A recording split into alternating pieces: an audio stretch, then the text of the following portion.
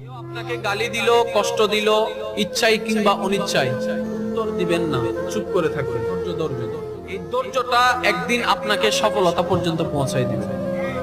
কারণ আল্লাহ পাক কোরআনের মধ্যে বলছেন, ইন্নাল্লাহা মাআস সাবিরিন, নিশ্চয়ই আমি আল্লাহ ধৈর্য ধারণকারীর সাথে আছি।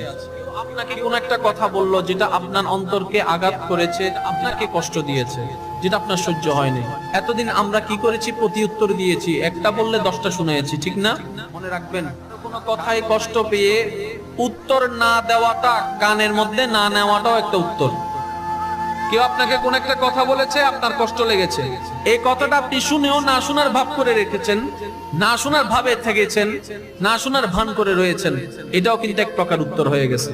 উত্তর দিয়ে তো দেখলাম, একটা গালি 2টা শুনাইলাম, 2টা গালি 4টা শুনাইলাম, লাভটা কি হলো? একটা মারলো, 2টা মারলাম, লাভটা কি হলো? নীরব, চুপ, একদম চুপ।